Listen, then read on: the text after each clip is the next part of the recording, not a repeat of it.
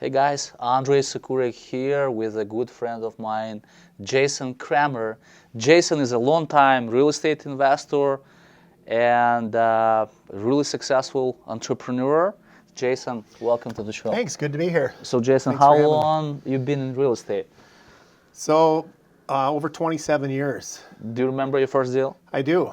Yeah, I bought a duplex, contract for deed back then, didn't have access to financing, so found somebody willing to sell it on a contract for deed, 10% down, and was able to buy that, live in it, and have a rental property. So the neat thing about a duplex, of course, you can live in it and get rent and pretty much live for free.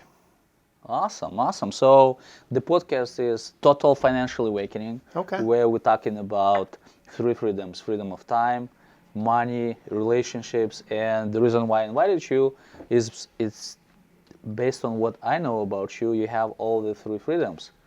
So Right. tell me how your day goes. Well, basically, I'm managing people. It's teaching people how to do what I've been able to do primarily in the wholesale arena. So since 2009, pretty much exclusively been wholesaling real estate. So selling to other investors and stuff like that and teaching other people how to do that. Okay, but like last time, like when we met, you told me how much time it takes. Like you like to take care of your kids first. Oh, sure, Like, yeah. tell me more about that. Yeah, so in the morning I get up, I get up with my kids, cook them breakfast, get them off to school and stuff like that. Check some emails, of course, and stuff like that. Get into the office somewhere around noon, maybe, something like that. You go to office at noon? Roughly, Okay. yeah, something like that. And then hang out usually until 5 o'clock or something like that. Go have dinner, work out. It's not a very strict schedule, as you can probably imagine. Okay, but why it happened, because you were intentional about it, right? Right, You yeah. created your own future and your life.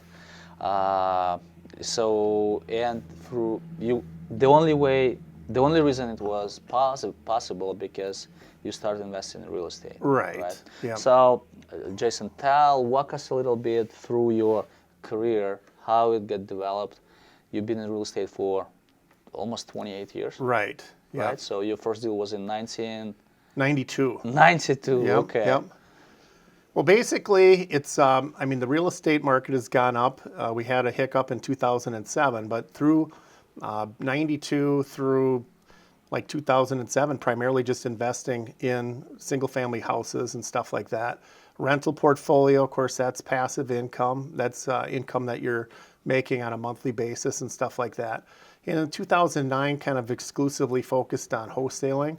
And that's where you basically spend a minimal amount of time finding a property and then reselling it to an investor. So I don't do a ton of rehabbing, so there's not a lot of management involved in that. It's mainly just talking with people. Awesome. So I love wholesale model because you don't need to deal with contractors, manage Right. multiple projects. Right. It's you have to have sales skills and you know how to evaluate the deal. Right. Right. So Yep. it's basically a dream business for a lot of people. Yeah. Okay. So how does your business look like right now? Well, basically, we're talking to sellers every single day. How many people do you have? What's your operation? It's me. I've got two other people, agents that work with me. My wife works with me as well. That was one of my dreams and goals, is having family involved in my business and stuff like that. So that's part of what we do. They're primarily talking to sellers. I coach them, help them out with what they're doing and stuff like that, and it pretty much manages itself at this point. So you have a great team of you, your wife, and two people, so 4 people total. Right. So it's not many people to manage, so it's great. And you're flexible with your schedule. Right. So how many houses did you do last year in 2000? We're in the mid 40s, something like that. Mid 40, wow. So it's like on average you buy about three to 5 homes a month. Right, Okay. right. On average, there's periods where it's busier than other periods, especially Minnesota. There's the seasonality and stuff like that, but fairly consistently in that we're buying every quarter. We have pretty good production. So So Jason, if you had to start all over again, like for people who watching Right. the show, and they want to have the same lifestyle, for people Right. doing wholesale, so what would be your advice, step by step? Well, so we've done the rentals, we've done the rehab and the wholesale, and I'll say for sure wholesale has been the easiest. Why is it the easiest? The amount of time that you need, you don't have to have that management structure in place to manage contractors. We've had issues with contractors not showing up or running over budget. I'm Yeah. sure you're probably aware of that. You do All way, the time, way more yeah. rehabbing than I do. And so the rentals, we've had tenants that don't pay and kind of that type of thing. So what we found was that just for the simplicity of it, focusing on helping sellers find a solution and then working with investors, quality investors, and being able to do it allows me to maximize the use of my time, right? So you don't want to, if you spend time doing things that don't generate a good return over time, you're not gonna earn the same kind of return as if you can find activities that generate a higher return per unit of time invested. And where I found that to be the maximum would be in the wholesale strategy, and then teaching others how to do that. And it's a pretty simple process to teach as well. Okay. Yeah. So what's your biggest, is it hard to get leads, or like because as a wholesaler you have to be better negotiator, right? Right. Well, so we're friendly competitors in the marketplace. So we go after the same deals we run into you. I'm sure you run into us. And the front end of the process is working with sellers. So yeah, you have to have, you have to bring some kind of benefit to the sellers, and it's usually being able to provide a solution and connect with them on a level where they want the solution that you're bringing and stuff. And so that's a negotiating process, but it's more of an education. We like to educate people, and if it's a win-win situation, then we pursue it. If it's not, it doesn't make sense for everybody, the wholesale process, but we've gotten to the point where we can kind of ask them the right questions and see if it might make sense for them. And if it does, it's highly likely that we'll end up getting them to work with us. And That's awesome. Like, how about let's play, okay? Okay. So how about we'll do a master class from Jason Cramer, who is formerly We Buy Ugly Houses. Sure. Like, how long you been with the We Buy Ugly Houses? I was with them for about 17 years. 17 years. Right. Okay, so it's a truly veteran. And let's say if you go on a sales appointment, let's do a play so people Sure. can see Sure. what it truly takes, or how the sales conversation should be. Like, let's say I'm the seller, you're the buyer, and you can knock on the door Sure. and win a sales appointment. So most of our leads are inbound. People are calling us. You're calling me as a seller. Okay. So my first question would be, why are you Let's- calling me? Kind of a version of that. Not Okay. we don't use scripts and stuff like that. But my question to you would be, why are you calling me? What are you thinking that I might be able to help you with that you weren't able to find somewhere else? Can we do role playing a little Sure. bit so people who knew they can have some benefits? Sure. And let's maybe lead to the sales appointment when you go and meet the people, like Sure. actual meeting. Yeah, I mean, you're talking about going through the house. There's Yeah, that yeah. there's that process to kind of determine, does the house need repairs? What we're trying to do during the whole process is kind of develop a picture. Is this something that makes sense for them to do? I'm Is just it- interested, Jason, hey, what questions do you ask? How Oh, do you sure. lead to the sales? If there really isn't a script per se, it's more of a conversation, kind of like we're having right now, where they're going to ask a question like, hey, Let's do role playing. Don't you mind? Let's Sure, Okay, sure. so I'm a seller, you're a Yep. buyer. You knock on the door. I open. Hey, you're Jason, right? Yep. Okay. You're looking to sell your house? Yes, they'll say. Yeah. Yeah. Oh, yeah. I am. Yeah. Okay.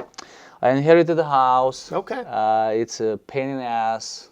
Tons of repairs. Right. I don't really want to do it myself. Sure. So what have you tried so far that you've had roadblocks on that you think I might be able to help you with? I have a friend of mine, realtor. So she said that she can list it for Sure. $150,000. Yep. She said that I might need to do a little bit, small updates. Some repairs. Yeah. Yeah, but I just don't want to go through the process, you know. Yeah, and so the benefit to selling to an investor like myself is we would be able to buy it without having you make the repairs. So that's a benefit. We can close on your timetable. Do you have any time frame in mind that you're hoping to close it? Yeah, I would like to get. Honestly, like, I didn't find a place to go yet. Okay, because Sure. I just moved into this place, so I have to find a new place. Yeah, so. So would it be helpful if we were able to time the closing for you in a way that would, coordinate with whatever your moving plans are? Like if you were to move in a couple months or 60 days or whenever that was, at least you would know that the house was sold, and then we'd be able to coordinate Oh that yeah, for you. yeah, Okay. absolutely. Sure, that's another thing that we offer. How about, I notice there's quite a bit of stuff around here and stuff like that. Is that, were you planning on bringing that with you, or is that something? No, I don't have a storage. I don't have a place yet, so Right. I don't even know what I'm going to do with it. So we would be willing to assume that responsibility for that. So one of the benefits would be for you to be able to leave any of the items that you're not, willing or needing to bring with you and that type of thing. So those are the, three primary benefits. The trade-off, of course, is that we've got to buy it at a price that we can hopefully resell it and come out with a positive return on it. So have you thought about that? Does that sound like something that you might be So I'm willing? going to go like lowball me. That word comes up a lot. It's not a process of trying to get the minimum amount of price that we can possibly get for it.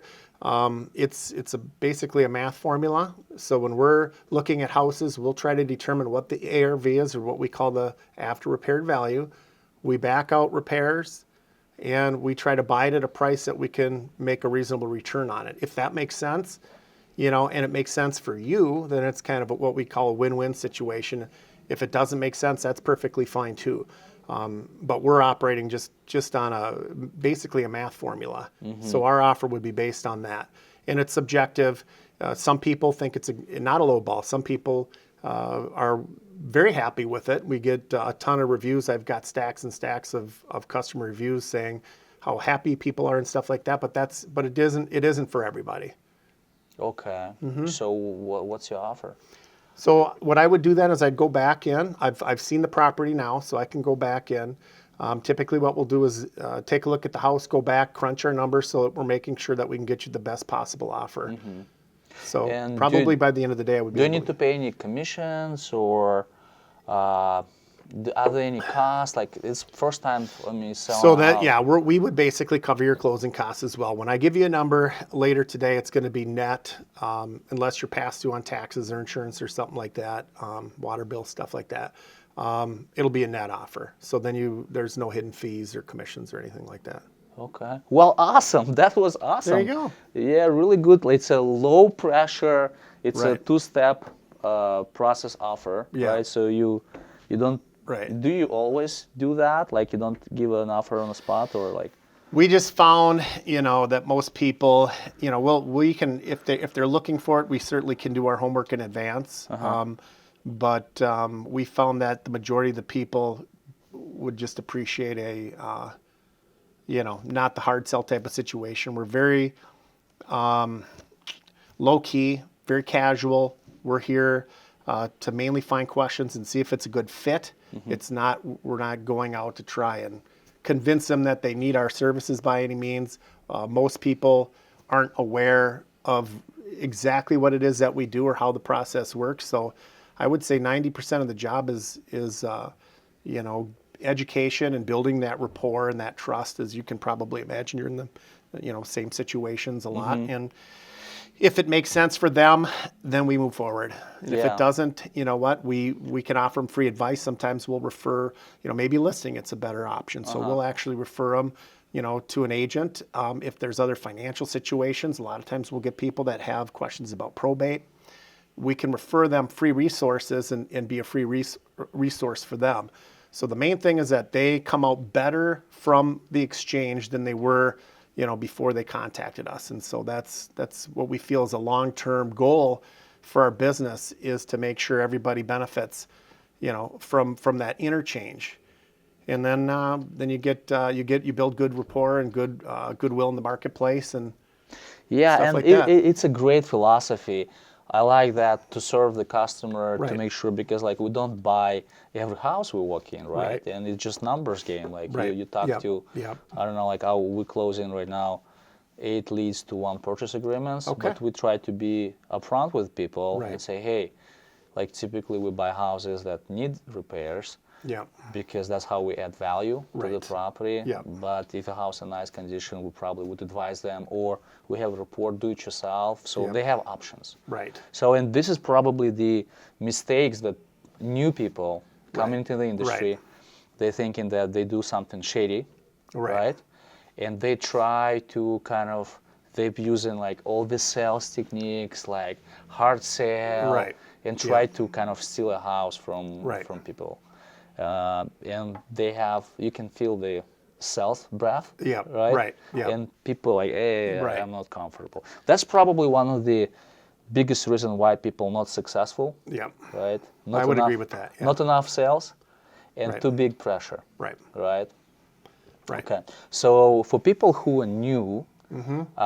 and want to start a business, and what I noticed, a lot Right. of people, especially like who have a great income, Yeah. but they travel a lot, Right. they don't see their family, and they're looking for alternative, right? Mm-hmm. So if you had to start all over again, how would you start or what advice would you give to people? You know, it's education. You have to know what you're doing. I mean, so you find somebody that knows what they're doing, and you can model them. Find out what reality is. There's a lot of misinformation out in the marketplace, and that all that does is propagate the stigma associated with, you know, a lot of the people that believe, you know, the word lowball coming into mind, and just people don't understand, you know, what it's all about, because there's uneducated people that are coming into the marketplace and, like you were saying, trying to be the hard sell and trying to make promises they can't keep. That's not what we do. You know, my first advice would be to get educated, and then have a philosophy where, you know, if you can't see a benefit for the other party, don't engage in that transaction.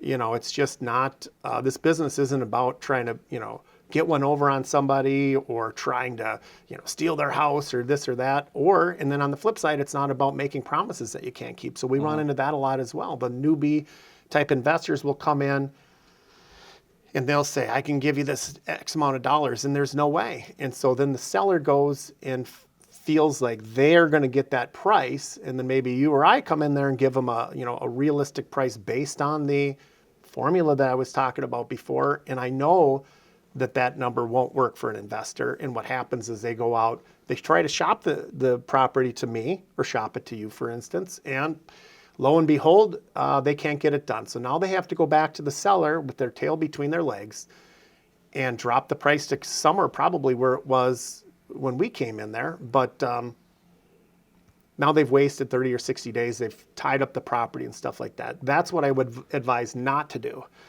So if you're going in and you don't know what you're doing, and you're making promises that you don't, you know, you can't keep, I wouldn't recommend that at all. Get educated, find somebody that knows what they're doing, and have them, you know, bring you up to speed. And that's kind of what the other part of my business is helping other people, newbie investors who might not have an idea, might have never even bought their first house. I'm willing to spend time with them to coach them, to bring them up to speed on how this works. There's there's negotiation with the seller. There's evaluating the property, and then there's, negotiating with investors. There's three components to the business model that I've been using. Keep it as simple as possible.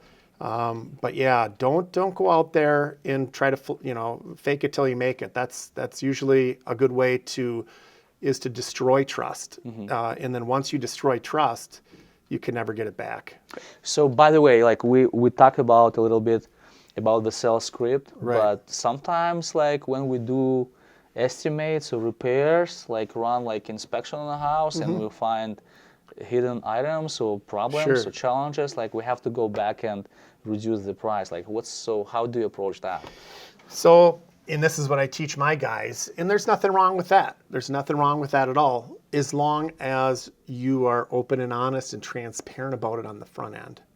And, if your customer is expecting that price to be a firm price, and in your mind, you know that you need to come back and do the renegotiation thing, don't set them up, to have their expectations destroyed. If you know that you need to come back and renegotiate, then just be open and honest with it up front and just let them know, this is based on my cursory inspection of the property, this is the number, but I've got. So how would let's give Sure. and let's add another piece of advice Sure. to people. By the way, do you have the inspection contingency? We all do. Okay. Yeah. How long? So we can do a couple different ways. Now, if they're okay with that inspection contingency, we can leave it in there. If they're not okay with it, we just do it in advance, and we can remove it. So what do you mean in advance? well, I mean the inspection process. We would come in either after or before the contract is written. So Okay. in other words, and we'll do the same thing with our investors, when we're selling a property and we want that contract to be inspection contingency free, we would ask them to do their inspection before they write the contract and just deliver it to us without an inspection contingency. Okay, so And let's back off a little bit. Sure. So explain people what wholesale is. Right. You sign a contract, Yeah. and then you sell that contract to another investor who Right. will fund the deal. Right. Correct? Well, so we basically know in advance what our people are going to pay for the property. Okay. And so when we're giving them a contract, we have the capacity to not put an inspection contingency on there. And so what we'll do is just waive it. Okay. Right? And so we know that in advance. Based on the formula, if we follow the rules in our formula, we can give them an offer and they don't have to worry about it coming back with that. I know your model's a little bit different where you can here's the number because you've got a little bit more, just more segmentation in your infrastructure and stuff like that where you have a buyer that's got to go in and then you've got to do your thing, and that's a good model for scaling and stuff like that. And that's possible if the seller's okay with that. If they're not okay with that, then we can go in there and just say, you know what, we don't need to have that inspection contingency. So you go ahead and make your plans with your moving company. We've had people relocate to another part of the country and literally timed our closing with their closing. And they can't tolerate, their tolerance for an inspection contingency is zero because they've got a lot of different things, a lot of moving parts and stuff like that. So a good amount of time we're coming in there and delivering that offer without an inspection contingency so that they can coordinate the rest of the the process that they need to do. So if you do no inspection contingency, what's the formula do you use? The multiplier. It's basically 70% ballpark, and that's not saying that they're going to leave 30% on the table because, of course, they've got a lot of redundant expenses that are coming into play as well. They would have repairs, they would have real estate fees, they've got holding costs and stuff like that. So, yes, there is an amount of money. It's different depending on the location, the amount of repairs, what time of the year it is, and stuff like that. But the question is, it's a personal decision for them. At the end of the day, would they be willing to trade that equity for the convenience of being able to know exactly when they're going to close?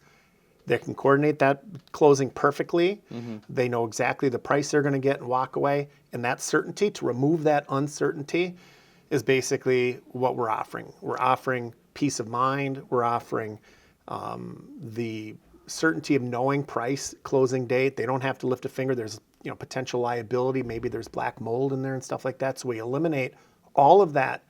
And then the trade-off is we're buying it at a price that we can get a reasonable return on it. We're not trying to get rich and retire off one house like maybe, like you were saying, like maybe a newbie would be like, I'm going to just score and just drive the Ferrari around and stuff like that.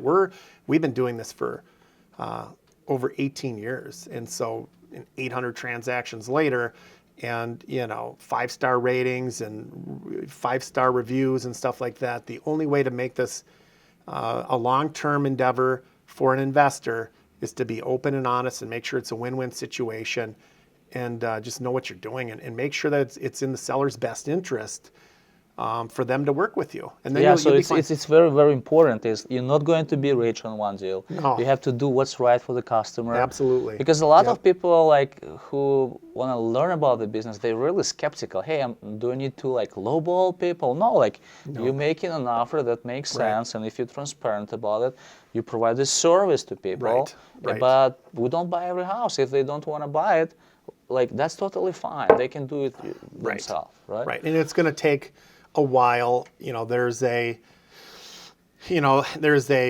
whatever theory out there about learning things take 10,000 hours. I wouldn't say it needs, you don't need 10,000 hours to become an expert, but give yourself a little bit of time to learn, to become educated about the process, about the business, and don't rush it.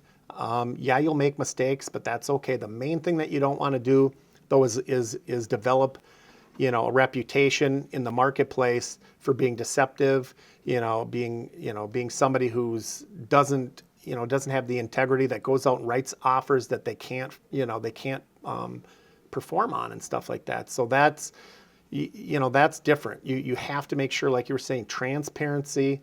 Make sure that the customer's receiving a benefit here and that this makes sense for them.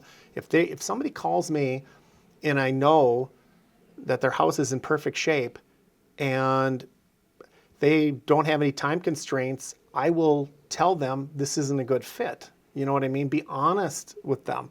This probably isn't a good fit. My recommendation would be that you list the house with a retail real estate agent, right? I'm not going to tell somebody, to use me if I don't feel like there's a benefit. And that's... It's so funny, like when people start, they don't do the mistake number one, they don't do enough marketing.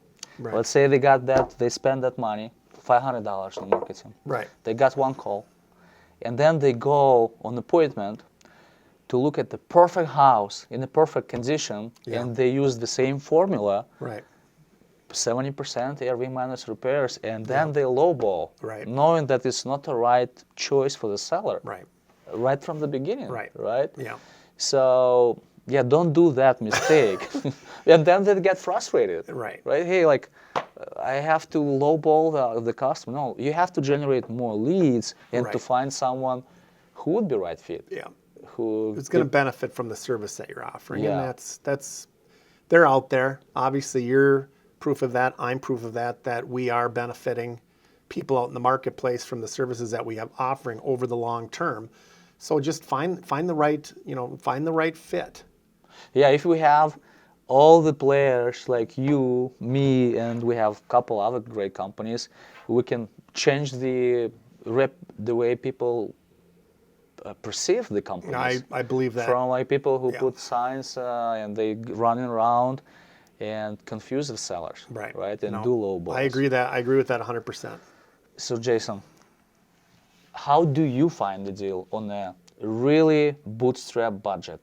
If I'm brand new, I need to Right. generate leads, where should I find for deals? That's another misconception people have. They start calling realtors and saying, I'm an investor, right? Yep. Send me 1,000 properties. Right. I might look at them and I might buy them. And I will have 60 days inspection contingency, right? Yeah. So, I mean, we're in an online community right now. When I started this particular aspect of my business, most of the advertising came from traditional means.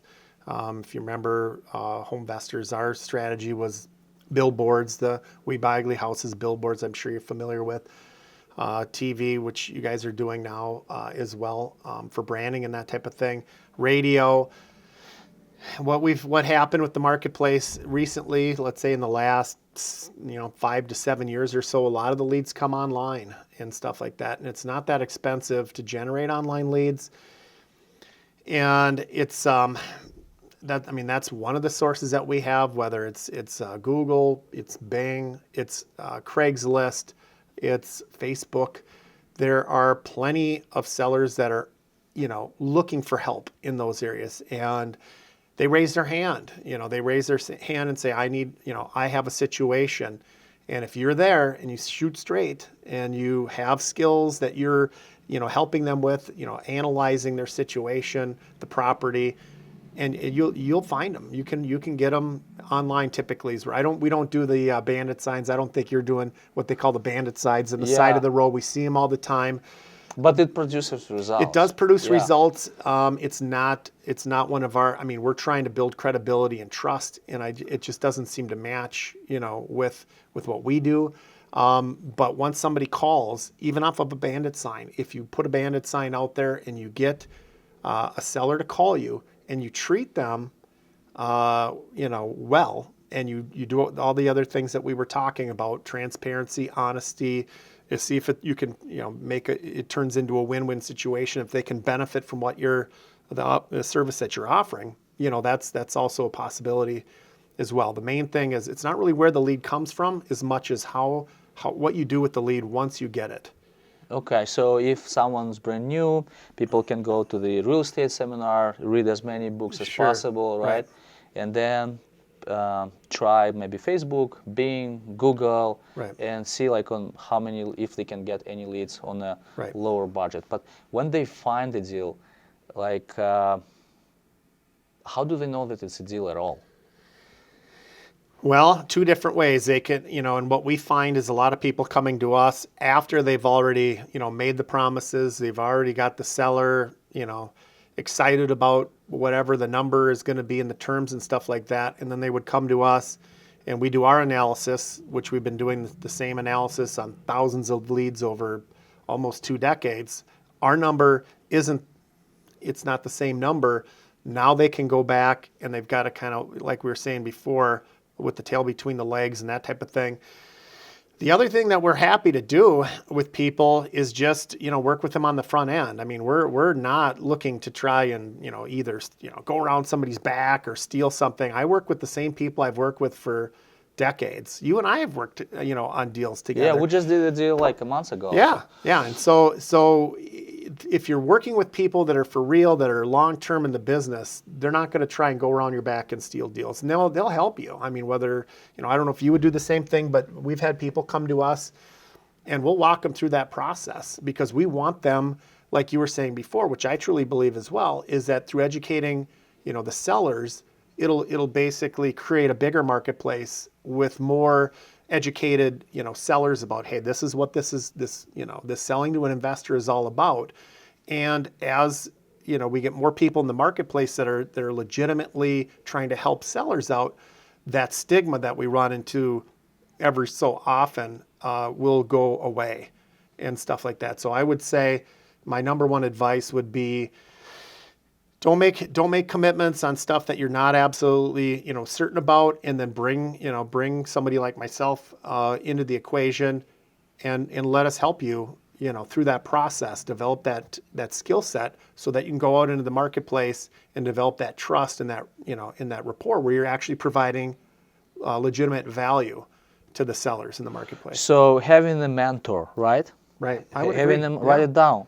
Have a mentor. That's huge. So yeah, I remember my first deal is I was scared, I had butterflies in my stomach, I didn't know what to do. I was scared that my offer is going to be accepted. It's weird, right? Right. But every person is uncomfortable of unknown. Yeah.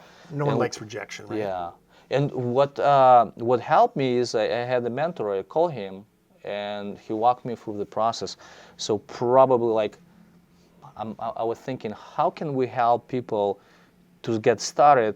If someone found a deal, I probably would reach out if I had to start all over again. Right. Reach out to someone like you, like me, or someone who was in the business and say, hey, I have a deal. Can you help me? Yeah. And maybe let's split the profit, right? Because some people so afraid there is the law, they come from the scarcity standpoint. Right, exactly. And they're so afraid. No, you have to go from the law of abundance and be willing, even if you don't make any money at all on the first deal, but you get an experience. Yeah. And as soon as you cross your line, with one deal, like next one you will be easier to do. Yeah, and you'll build up that education and that competency level so that the next deal will be even better and better and better until you get to the point where you're doing it consistently. So Jason, what are the resources or books, podcasts that you like to read or you like to listen? What educational groups, networking groups do you go? So there is a group online called Bigger Pockets that seems to be a good place to start, where you're going to get good information. There's a wide variety of skill levels on there, from people that are just starting out all the way to people that are experts on it and stuff like that. I don't spend a tremendous amount of time on there, but I do recommend that people start with that. There's local real estate investment groups and stuff like that. Those can be hit or miss, that type of thing.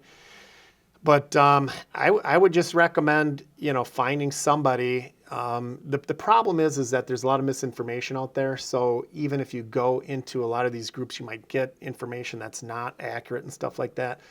And so I would just recommend trying to find somebody that you can trust and that is willing to help you out and stuff like that. I've had people reach out to me and walk them through that process, and I actually enjoy doing it. It's part of what I enjoy doing, is educating and bringing people up to speed and helping them become successful.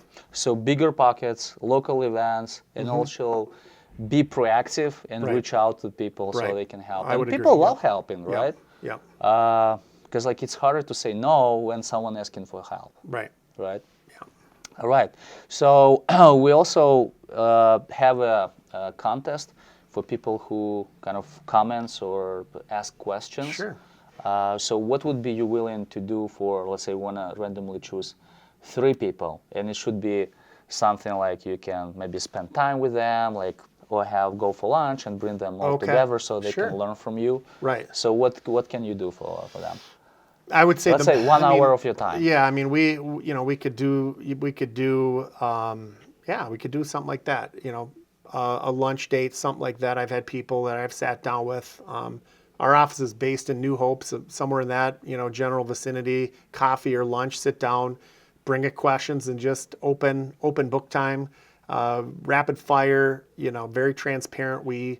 It's totally fine. And if someone will be from non-Minneapolis, maybe you can do a Zoom meeting. Can I do a Zoom meeting? Right, exactly. Okay. Yeah, absolutely. All right, perfect. So let's do it. Write comments, share, ask questions, and we're going to choose 3 people, and Jason's going to commit, let's do 2 hours, right? If someone will be outside the Minneapolis, or if you're in Minneapolis, like you can have that'd be great. Or maybe people can just fly into Minneapolis. We have a perfect weather right now. Look at that. Snowing. Snow. Yeah. Ice. Okay. So what are other resources that you go to get your education? What networking groups do you personally go? Yeah, I mean, I'll go into Facebook from time to time and try and find people that are doing that type of thing. My skill set, I'm pretty stuck with wholesaling. So I'll find other people that are doing the same thing and develop it in other areas and stuff like that. So it's primarily online.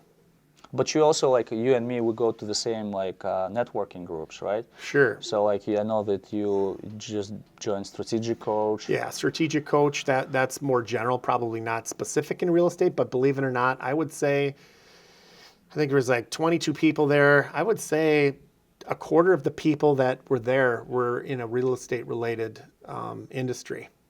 I don't know if you found that when you went there as well, but there's a significant percentage of the people that we went there. And I was going there more for a philosophical, kind of a general business type process type information, which is kind of where I'm seeing a benefit. Just a different mentality, different mindset and stuff like that. But there's a lot of people operating different types of businesses that you wouldn't have otherwise known. And there's a saying called, you don't know what you don't know.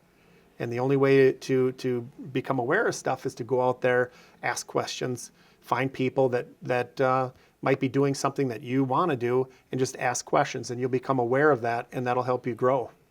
So Jason, how important it is to educate yourself and read and go to different networking events? Like, tell me, like, if you can give advice Sure. to people, because people so much sometimes scared to spend $20 to buy a book Right. or go to the event. Like, what would be your thoughts on that? I'm a reader, you're a reader. I was noticing some of the books that you've got here are on my reading list, some of which I've already read and stuff like that. So leaders are readers. You hear that saying. That's not just a saying. I believe in that. I'm constantly listening to podcasts, in increasing, information, looking for people that are at the next level. There's always a next level, and trying to, find out how people are operating the business differently and stuff like that. But I would say I've never been afraid to invest. Invest in yourself first, and that will, make your path very, very smooth versus trying to go out and, do something maybe prematurely. I would say education is a huge goal of mine. All right, awesome. Which books on this shelf you haven't read yet? Well, the next one on my list is this one here. I've got that one. Okay, and I think then- last time I gave you this one as a gift. Robert Cialdini. Yep, that's a So good we have one. Abundance, Robert Cialdini. Yeah, that's a good one. This is Andrew Grove, former CEO of Intel. This is the Dream Manager, Matthew Kelly. What do you know me? You know where we're at and stuff like that. What would you recommend? Well, I would recommend all of them. In order. I can only read one at a time. Yeah, well, it probably depends like where you are. Yeah. So like for you, it's probably like when you building the team, like scaling up. Sure. That's a good book. Yeah. But I'll share. I'll send it to you. Sounds good. Jason, we're talking about total financial awakening, right? So what's financial freedom for you? Financial freedom for me is being able to spend my time doing what I want with who I want when I want. That's awesome, because I Right? see a lot of people, like so much people like who really want to make all the money in the world, and then they're missing their kids, Right. they're missing other opportunities. So yeah, I love it. And you're in a great shape. Do you find like running the business, buying 40 properties a year or more, Right. like do you find time to exercise? I was Oh. just at the club last night, and I didn't see you there. Where were you? I think we were in different clubs. Okay, so, you went yeah. to the club last night as well? I did, in fact, Nice. yeah, at 10 a.m. Yeah. Yeah. What was what'd you do last night? What exercise? Just curious. Okay, so I have a coach. So her name is Nelly, and she's a woman, and she helps me to train. Yeah. So we did arms yesterday, Awesome. and tomorrow we're going to do legs. Good. So, yeah. And Yeah. today I did my Peloton bike. I bought a bike, Oh, nice. so I did a 30 minutes cardio. Good. So, yeah. Tell me like your 3 best tools that you use. Well, keeping track of your leads, I used to keep everything on a written notebook, and that wasn't a great idea. Being able to communicate to people and making sure you get back to them when you say you're going to get back to them. So I would highly recommend some form of a CRM, a customer relationship manager. The one that I've settled on, and there's a bunch of them. I'm not necessarily recommending this one in particular, but to get one that you're comfortable with, the one that I've settled on is Follow Up Boss. That would be one thing for Follow sure. up boss? Follow Up Boss. I never heard of it. Yeah, and Okay. so they have ways where you can keep track of your leads and keep track of your communication with your prospects and stuff like that. That would be one thing. As far as projects go, we use Trello quite a bit. Trello is a free app online that you can use to keep track of your projects and what stage everything is at and stuff like that. And then probably just the Google Suite, Gmail, we use a ton. And if you get Google Suite, which is free, you can use that for, you can generate your spreadsheets on that to determine, the formula that we were talking about before. You can do spreadsheet, you can write letters on that as well. So those are the 3 things that I use pretty much every single day. Okay, what's your top 3 apps that you're using on your iPhone?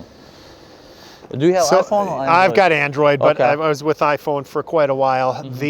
Well, when you're running out looking at houses, and we used to have, I don't know if you remember that or not, but to find the properties, we had these books called map books, King map books, and we'd look at them, and you'd have to try and find out where you're going. Where's Yeah. this address at? Where's this address at?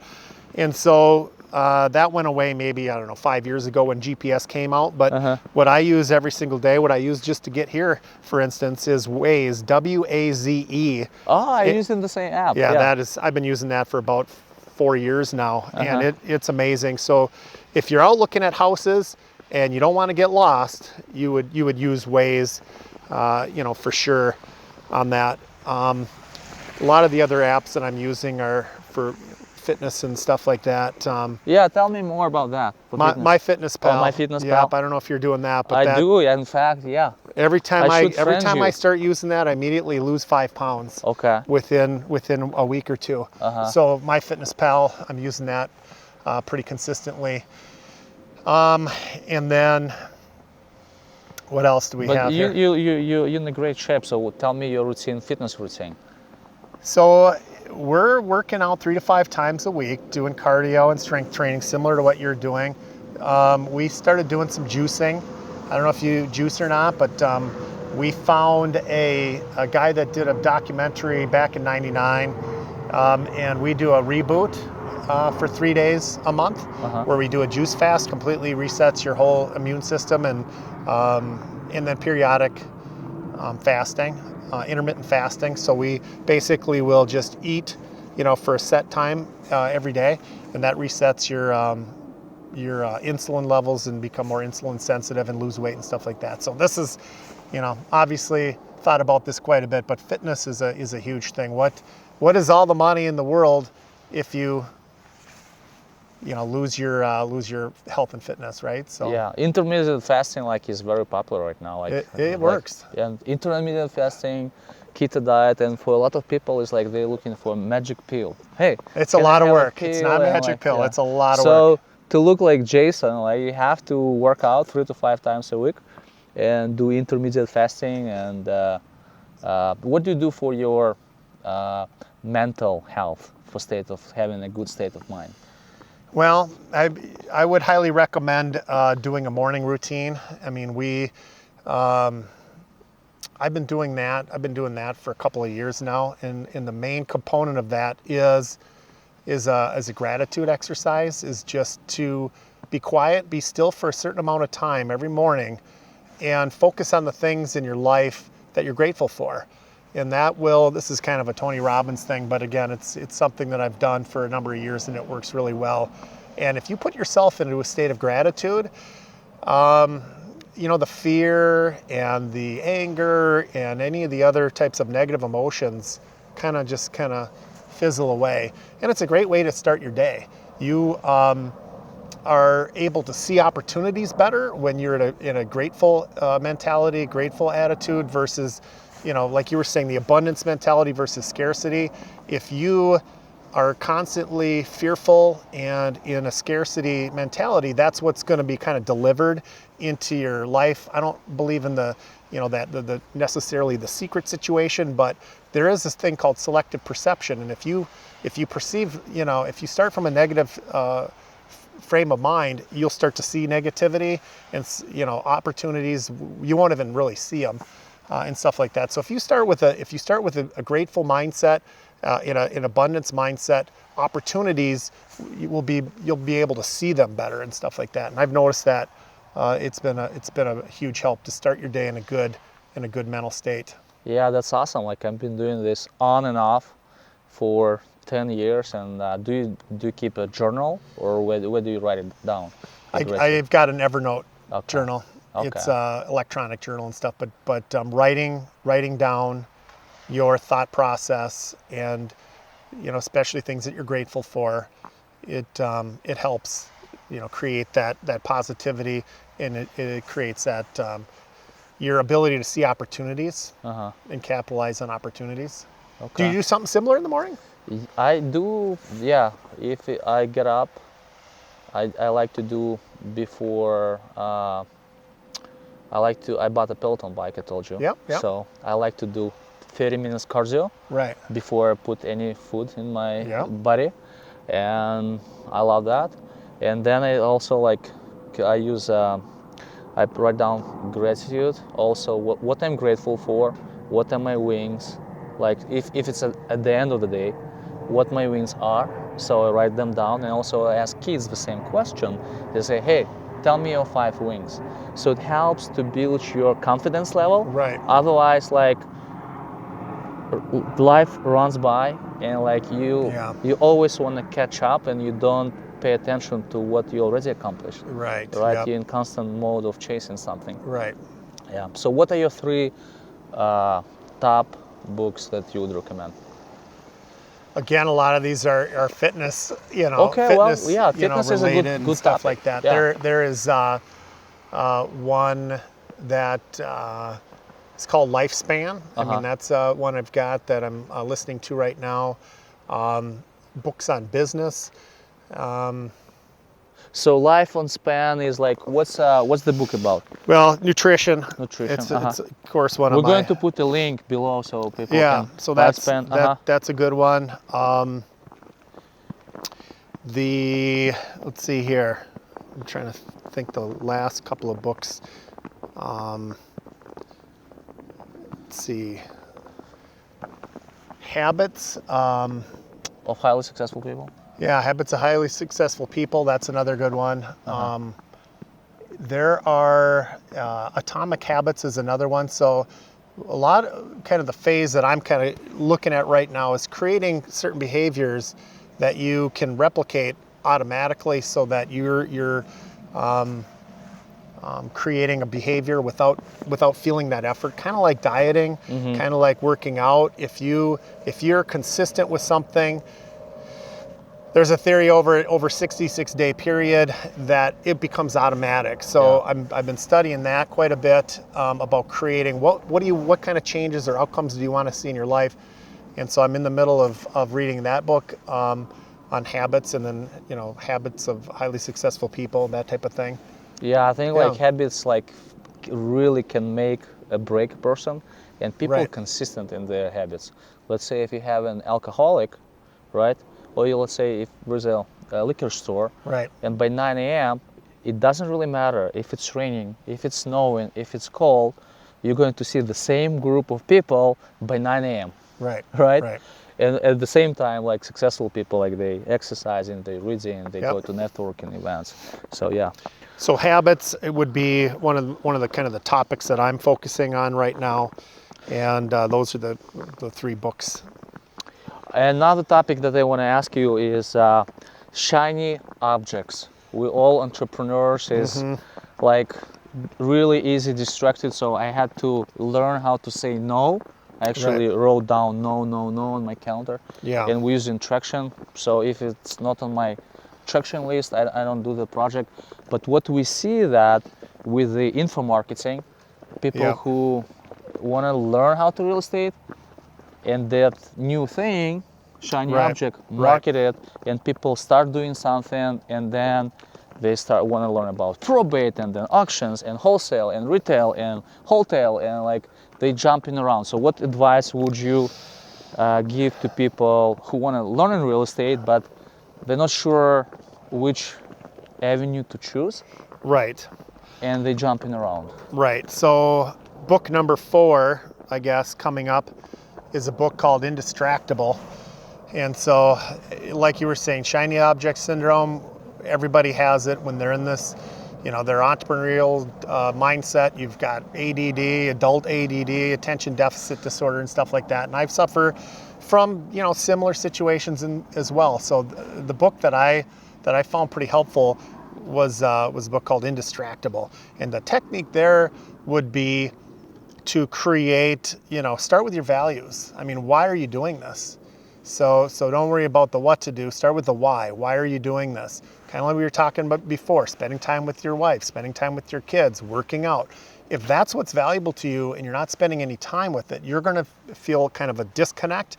between the success that you think that you want and that you're getting, which could be financial, but you're losing out on your marriage, you're losing out on your kids, and your body is falling apart and stuff like that. So the first step would be to create your values and then link your time to your values and stuff like that. And the best thing that I found is time blocking. And so if you want to be healthy, and that's one of your values, time block that time in advance before the day even starts, and you know you're going to be on your bike, right? You're going to be on your bike working out, and you're not going to be distracted by your emails or stuff like that. If your marriage is important to you, time block. We've got time block time where my wife and I go out on dates. Time block time when I'm going out with my kids, and that type of thing. I don't start my day, doing work and then end up at the end of the day going, what happened to all my time and stuff. So I would recommend, first finding out what your values are and making sure you're allocating the time to those values. And the technique would be time blocking your calendar in a way where you know that you're going to allocate that time. So being intentional. Being intentional, right? Absolutely. Yeah. But having a technique that creates that, and then after you've done it for a while, it becomes a normal, a habitual routine where, hey, I'm spending time with my kids and my wife and working out kind of automatically, and it becomes easier. Okay. Well, Jason, awesome advice. Tons of resources, so many books. So guys, look at all the books that we mentioned, buy them all, read them all, and follow the advice. Because like Tony Robbins said, success leaves clues. Right. So you don't need to recreate anything. Right. Okay, have fun. Bye. Take care.